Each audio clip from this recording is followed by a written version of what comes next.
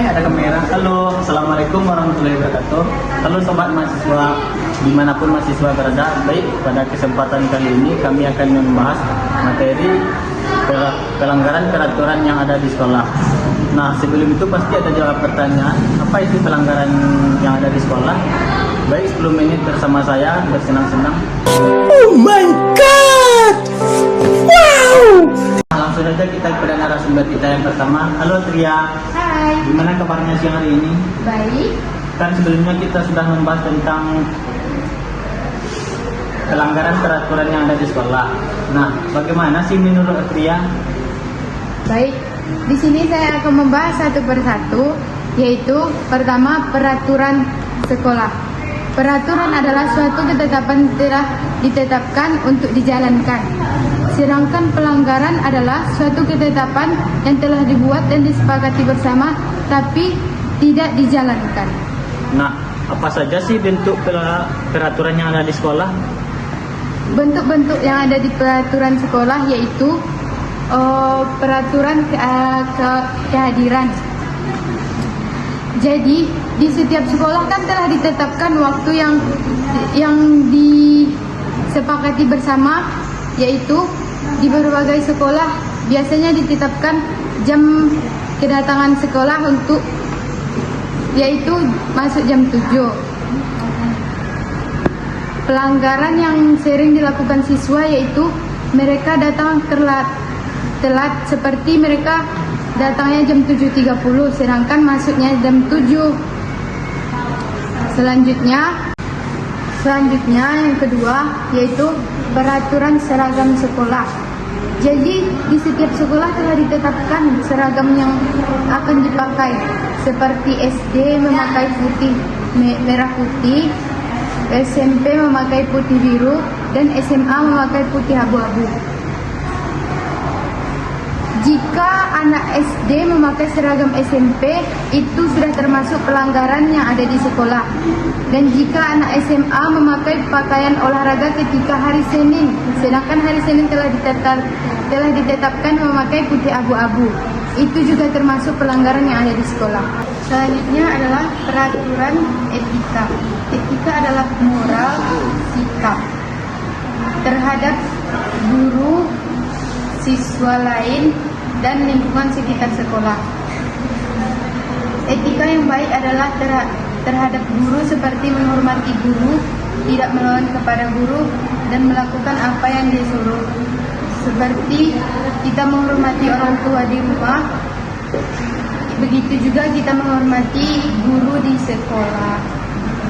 Ketika kita melanggar peraturan tersebut, seperti guru menyuruh kita untuk membuat tugas, sedangkan siswa tidak membuat apa yang disuruh oleh guru tersebut, itu termasuk pelanggaran yang ada di sekolah. Baiklah, itulah definisi dari peraturan yang ada di sekolah. Baik, selanjutnya kita lanjut pada faktor penyebab pelanggaran peraturan yang ada di sekolah. Halo Ulan. Halo. Gimana kabarnya hari ini Ulan? Alhamdulillah baik. Nah, kan sebelumnya kita sudah membahas tentang pelanggaran yang ada di sekolah. Nah, pasti ada faktor penyebab dari pelanggaran itu terjadi. Nah, bagaimana menurut Ulan tuh? Nah, kenapa terjadinya pelanggaran peraturan di sekolah tersebut? Ada dua faktor, yaitu faktor internal dan faktor eksternal. Faktor internalnya seperti kurangnya kesadaran dari siswa. Kalau faktor eksternal di lingkungan keluarga seperti kurangnya pengawasan orang tua. Kalau di lingkungan sekolah seperti peraturan yang terlalu ketat dan kurangnya pengawasan dari guru. Nah, itulah faktor penyebab terjadinya pelanggaran peraturan yang ada di sekolah. Selanjutnya kita beralih pada dampak terjadinya pelanggaran peraturan yang ada di sekolah. Halo Sesti. Halo. Gimana kabarnya hari ini? Baik. Nah, kan sebelumnya kita sudah membahas tentang faktor terjadinya pelanggaran peraturan yang ada di sekolah. Sekarang pasti ada dampak terjadinya dari pelanggaran peraturan yang ada di sekolah itu. Bagaimana sih menurut Sesti? Dampak yang mungkin terjadi yaitu dampak terhadap siswa, teguran atau sanksi, misalnya skorsing atau larangan mengikuti suatu kegiatan. Citra dan reputasi guru. Pelanggaran bisa mempengaruhi citra siswa di mata guru dan teman sebayanya. Penurunan prestasi. Pelanggaran seperti membolos atau terlambat bisa mengakibatkan penurunan hasil pelajaran siswa. Dampak pada lingkungan sekolah. Gangguan ketertiban, menularnya perilaku negatif, menurunnya kepercayaan terhadap aturan. Dampak jangka panjang, kehilangan kesempatan.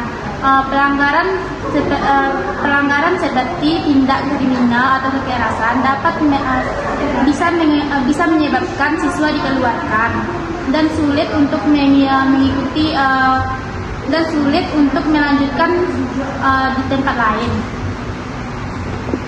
Nah, itulah dampak dari pelanggaran peraturan yang ada di sekolah. Selanjutnya kita pasti ada solusi dari pelanggaran peraturan yang ada di sekolah itu.